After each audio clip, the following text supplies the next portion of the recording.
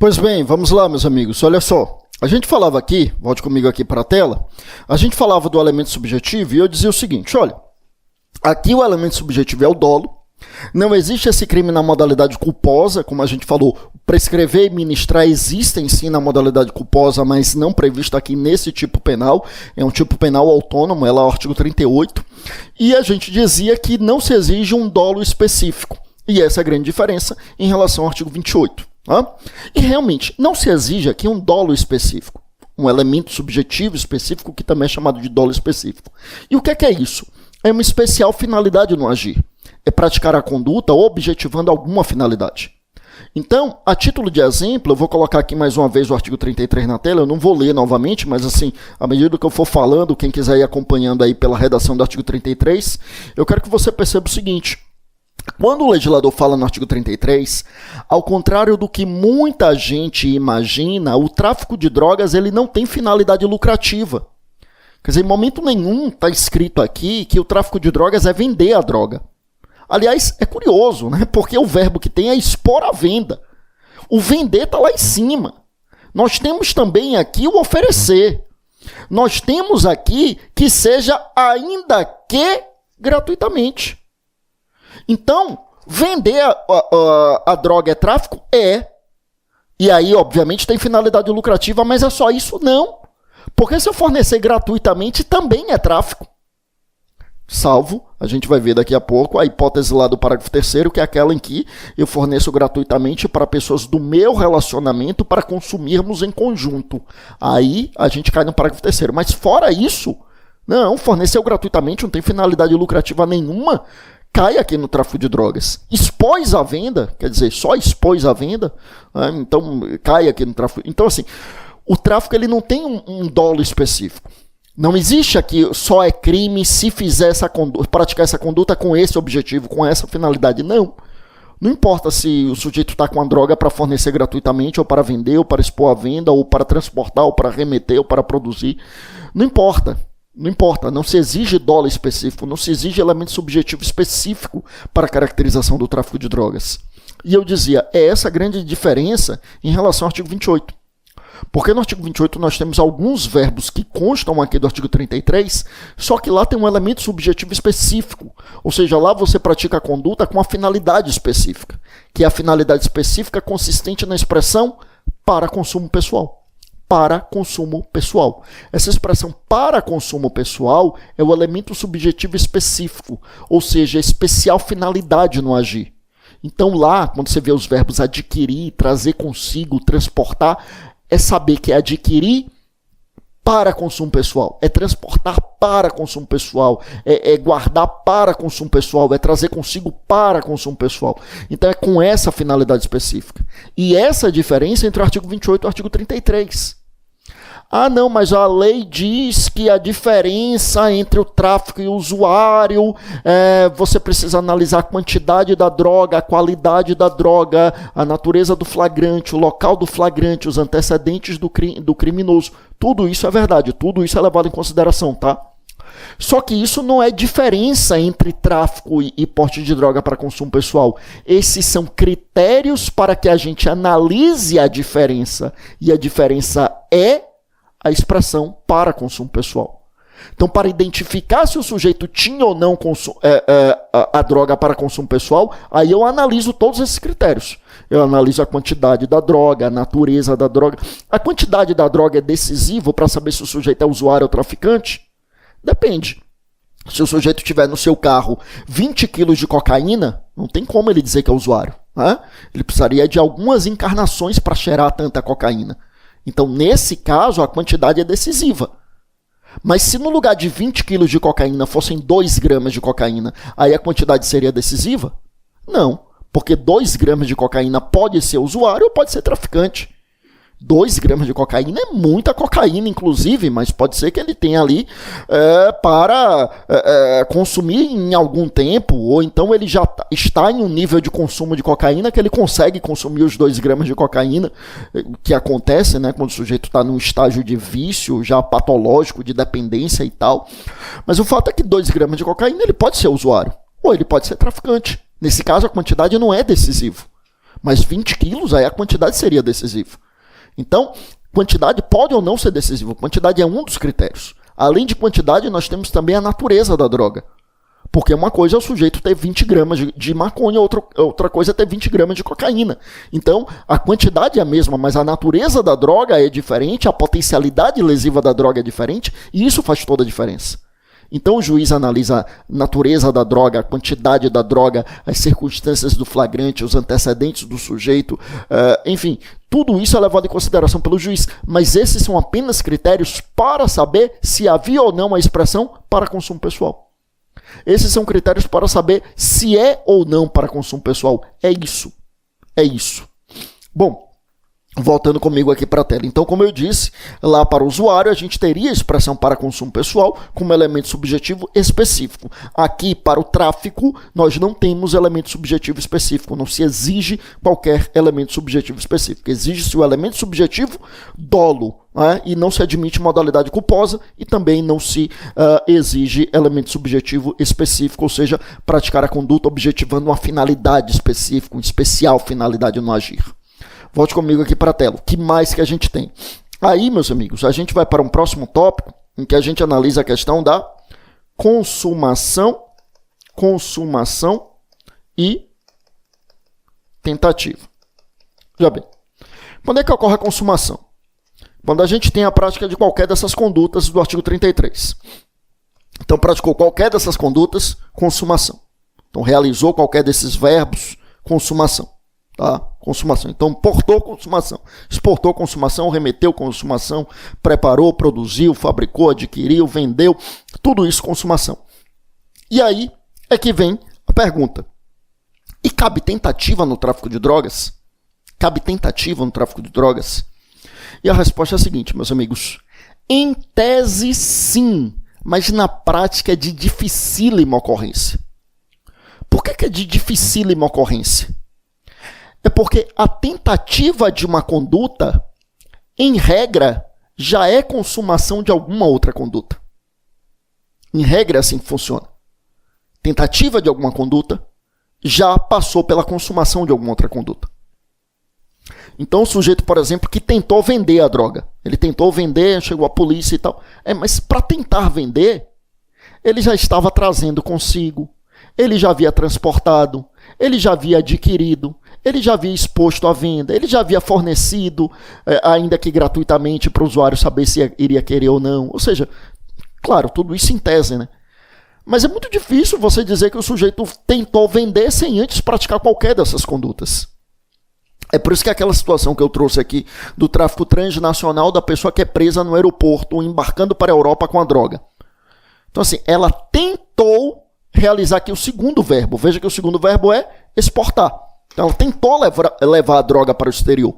Ela tentou exportar e não conseguiu. Só que ela está ali com a droga. Então, ela já tinha levado a mala até o aeroporto. Então, ela já tinha transportado. Se tivesse grudado ao corpo, ela já tinha realizado o verbo trazer consigo. Alguém já havia entregue a droga a ela, então ela já havia adquirido. Então, assim, ela já havia realizado outras condutas criminosas antes de tentar exportar.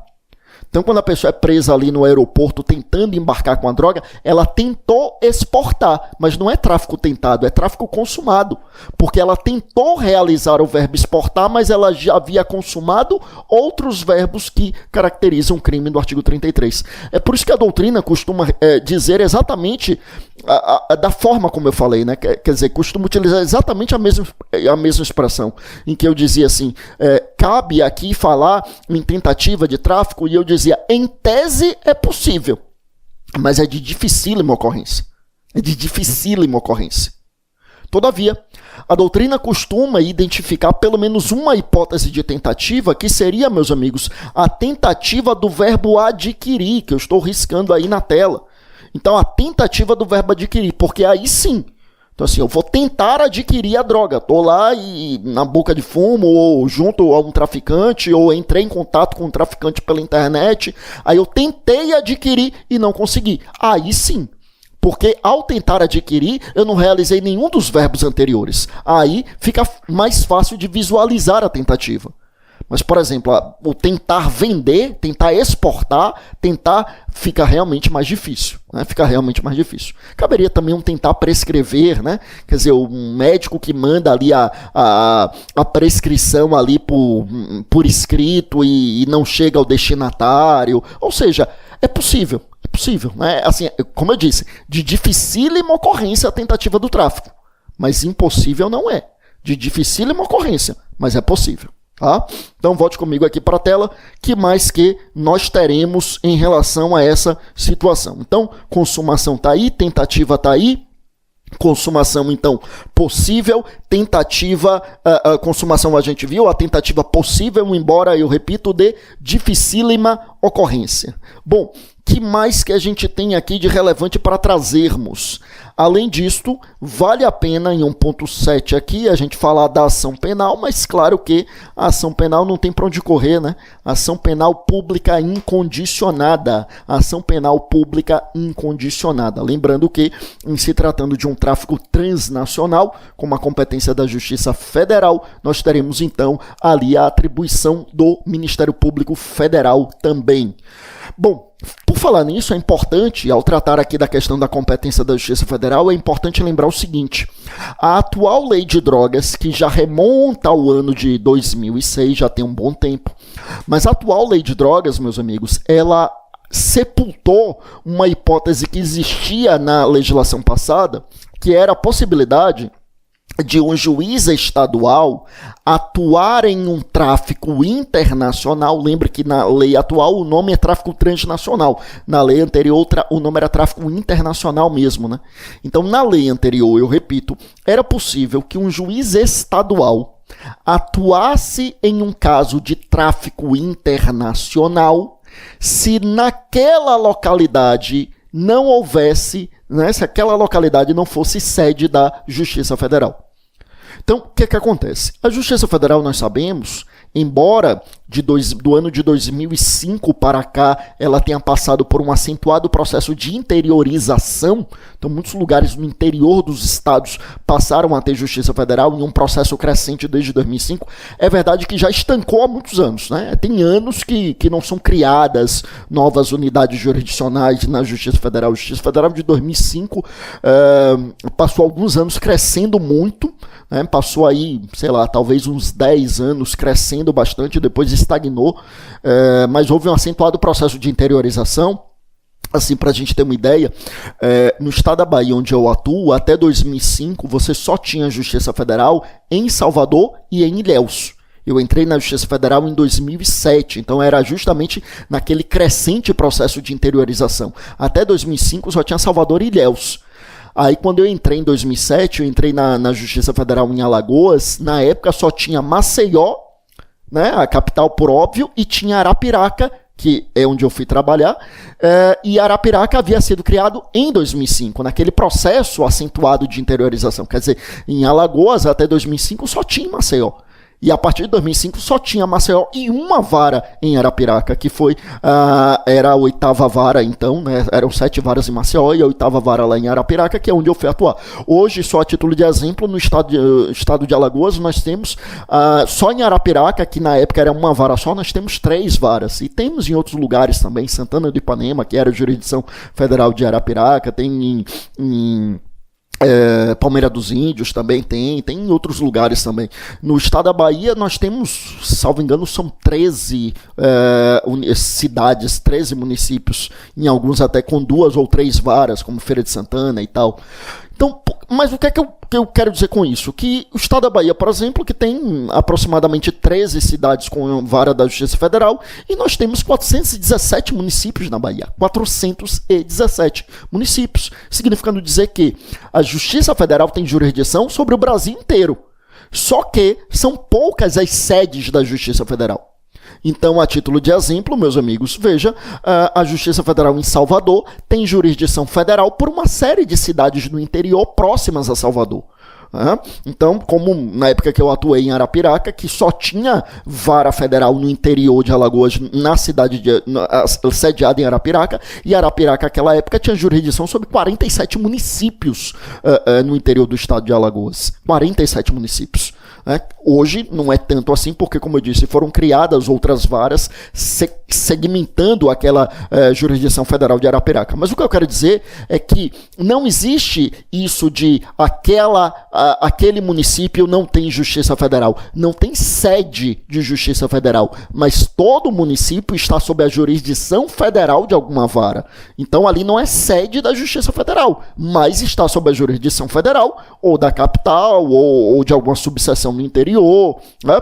Então, o que é que acontece? Na lei antiga, você tinha a possibilidade de ter um tráfico, que à época era chamado de internacional, em uma cidade do interior, que não era sede da Justiça Federal. É uma cidade sob jurisdição federal de algum lugar, mas a cidade não é sede da Justiça Federal. O que é que acontecia na lei antiga? O juiz estadual é quem julgava esse tráfico internacional. Só que ele julgava no exercício de jurisdição federal delegada por essa lei de 76. Então era um juiz estadual exercendo jurisdição federal por delegação. E era a única hipótese de delegação de competência penal da Justiça Federal para a Justiça Estadual. Era a única hipótese.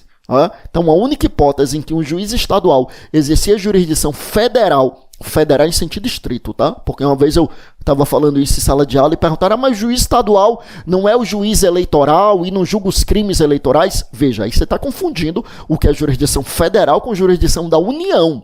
Jurisdição da União, aí abrange justiça eleitoral, justiça federal, justiça do trabalho, justiça militar da União.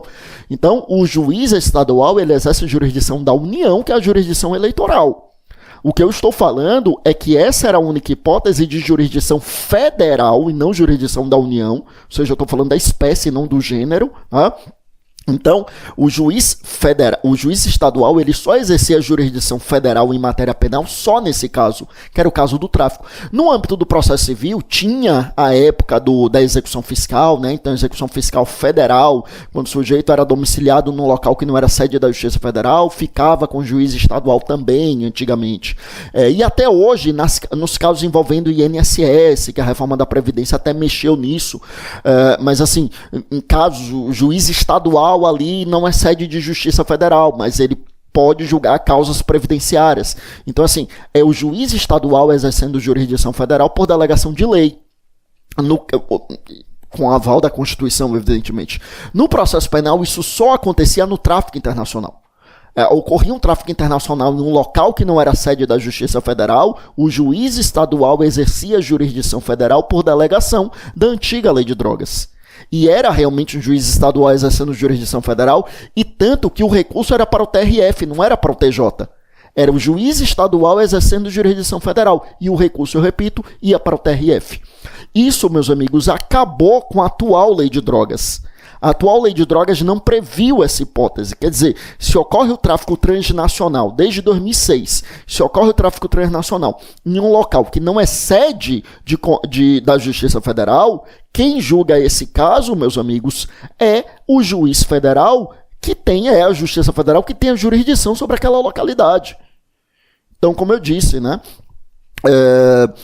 Sei lá, para citar uma cidade bem conhecida aqui no interior da Bahia, a cidade de Porto Seguro não é sede de Justiça Federal.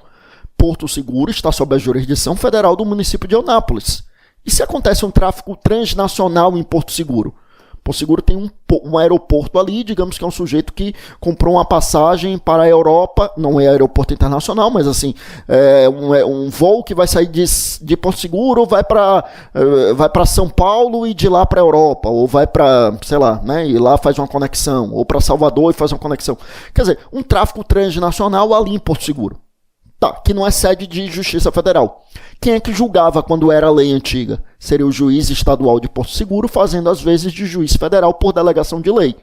Desde a lei 11.343 de 2006, que, nesse caso de um tráfico transnacional em Porto Seguro, quem vai julgar é a Justiça Federal de Eunápolis, que é quem tem jurisdição federal sobre Porto Seguro. Tá bom?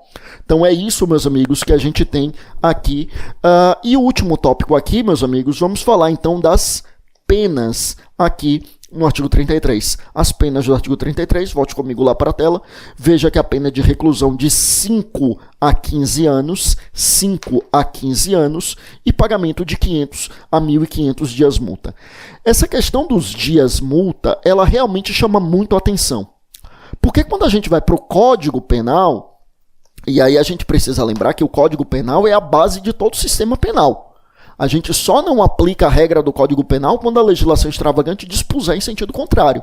Isso, inclusive, é o que diz o artigo 12 do Código Penal. O artigo 12 diz: as disposições desse código se aplicam a uma legislação especial, salvo disposição em contrário. Então, o Código Penal, né, os parâmetros para a aplicação da pena de multa que estão no Código Penal, eles se aplicam à legislação extravagante, salvo quando a legislação extravagante fizer previsão em sentido contrário, como agora. Porque nos parâmetros do Código Penal, meus amigos, a pena de multa varia de 10 a 360 dias multa. Olha só, olha a diferença.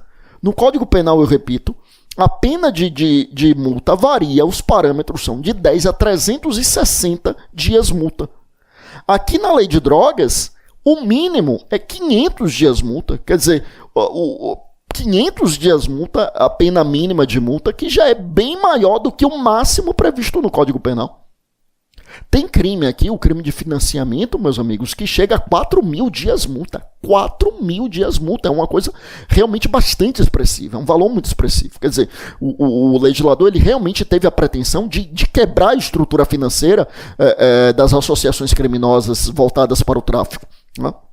Bom, mas o fato é que, então, nós temos essa pena de multa extremamente alta e veja que a lei aqui, ela não diz qual é o valor de cada dia multa. Ela não diz qual é o valor de cada dia multa. Se ela não diz qual é o valor de cada dia multa, então a gente precisa aplicar o critério do Código Penal. Porque, como a gente acabou de mencionar, o artigo 12 do Código Penal, a gente aplica os critérios do Código Penal, salvo quando a lei dispuser em contrário.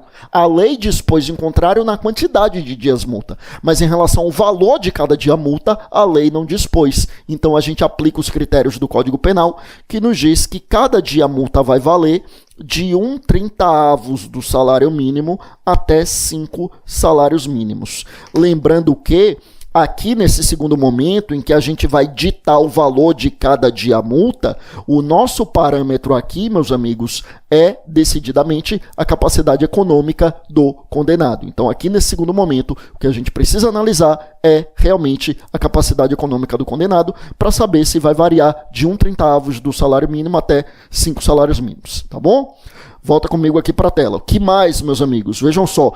Só uma observação importante, tá? Eu falei que a lei de drogas não dispôs sobre montante de dia multa e realmente não dispôs. Mas cuidado, ela dispôs sobre o montante do dia multa lá para o porte de droga para consumo pessoal. Só que lá, o porte de droga para consumo pessoal, é importante a gente lembrar que lá a multa não é pena.